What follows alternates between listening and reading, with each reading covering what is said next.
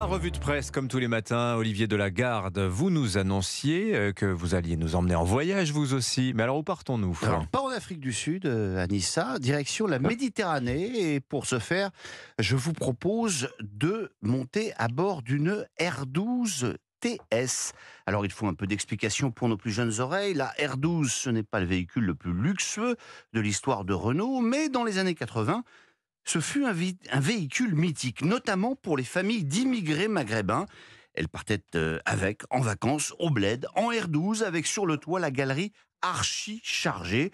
Et si Libération adore cette bagnole aujourd'hui, c'est parce que la R12 est la vedette d'une exposition au Mucem de Marseille. Et puis parce que tout le monde manifeste un élan de tendresse à la vue de la R12, raconte Ève Beauvalet, qui a pris la route depuis Paris. Des coups de klaxon, des coucous aux fenêtres. Installée sur le siège passager, elle a un peu l'impression d'être François dans sa papamobile, écrit-elle. Son chauffeur, d'époque, lui aussi, s'appelle Mohamed El Khatib. Ces bagnoles, c'était des chameaux mécaniques.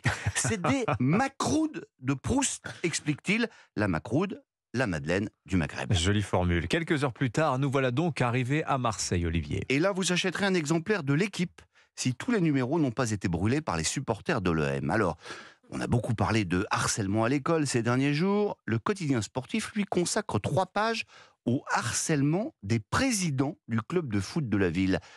Un photomontage pornographique avec le visage de sa fille adolescente, des cercueils en carton reçus par la poste, des menaces de mort sur les réseaux sociaux. L'équipe raconte le véritable calvaire vécu par des cadres de l'OM, notamment Jacques-Henri Hérault, le président mal aimé de 2016 à 2021. 11 cyberharceleurs ont pu être identifiés, ils seront jugés en mai prochain. Mais l'équipe raconte aussi les petits arrangements avec les supporters pour tenter d'acheter la paix des stades. Mathieu Grégoire nous dit comment, dès sa nomination, l'actuel président, Pablo Longoria, a vite brossé les leaders d'associations dans le sens du poil. À l'OM, écrit-il, entre supporters et direction, on ne sait jamais vraiment qui instrumentalise l'autre. Ouais, ça sera peut-être pas la même limonade avec Gattuso, le nouveau coach marseillais. À Marseille maintenant, depuis Marseille, prenons la direction de la Corse. Et pendant la traversée, la piscine, plein soleil, pas loin du clan des Siciliens, vous prendrez des nouvelles de l'ami Delon. C'est le Parisien aujourd'hui en France qui réussit le bon coup du jour. Une interview de la dame de compagnie d'Alain Delon, à moins que ce ne soit sa dernière maîtresse. Accusée d'emprise sur l'acteur, Hiromi Rollin a accepté de répondre par écrit et avec l'aide de son avocat au journal pour raconter cette relation d'amour qui dure depuis 33 ans, dit-elle. Question du journal. Comment expliquez-vous qu'Anthony Delon vous qualifie de dame de compagnie ? C'est ignoble, répond-elle. C'est une pure invention. Nous nous comportions comme un couple normal. On avait des gestes tendres l'un envers l'autre. Devant tout le monde, on s'embrassait. Les enfants l'ont vu. Ils savaient très bien que jusqu'à l'AVC d'Alain, on partageait le même lit. Allez, on sort du lit et du bateau pour donc arriver en Corse. Et là, premier kiosque à journaux sur le port, Corse Matin.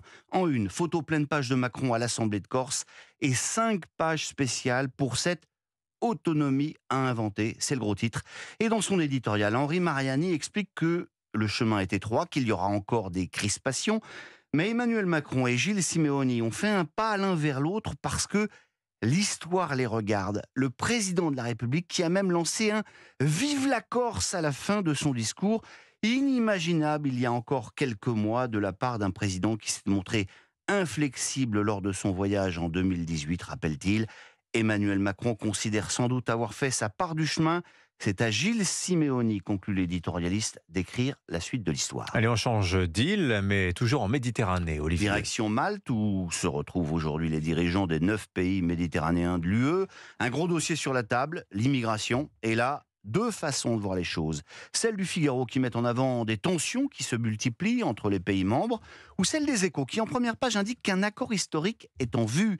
Après plusieurs années de paralysie, écrit Fabienne Schmitt, l'Europe est en passe de franchir une étape majeure dans la gestion commune des migrations. Voilà, on me fait des signes en régie. Il est temps de conclure, mais comme je ne suis pas homme à ne pas tenir mes promesses, Dimitri, voici donc les plus belles femmes du monde. Elles sont là dans le dernier numéro de Vanity Fair. Mais je vous préviens, ce n'est pas le bal des débutantes. Naomi Campbell, Claudia Schiffer, Cindy Crawford, Eva Herzigova elles sont 20 mannequins mythiques des années 80 qui ont accepté de poser une fois encore, plus glamour que jamais, pour ce numéro intitulé Mythologie de la beauté. Alors, je vous laisse découvrir ces photos sublimes, mais aussi un peu dérangeantes. Parce qu'on ne sait pas quel pacte ces dames ont passé avec le diable, mais le temps n'a pas de prise sur leur beauté. Vanity Fair n'a effectivement pas résisté au plaisir indélicat de nous indiquer à chaque fois leur âge. Naomi et Claudia, 53 ans. Carla, 55 ans. Cindy, 57 ans. Lorraine, 79 ans. Eh oui, Dimitri, vous me voyez venir avec ma croûte de Proust. Elles sont toutes plus âgées que la R12 TS de mon enfance. Merci beaucoup, magnifique. Très poétique ce matin, Olivier Delagarde. On a bien voyagé avec vous. Merci beaucoup, Olivier. Je vous souhaite un bon week-end. On se retrouve lundi matin.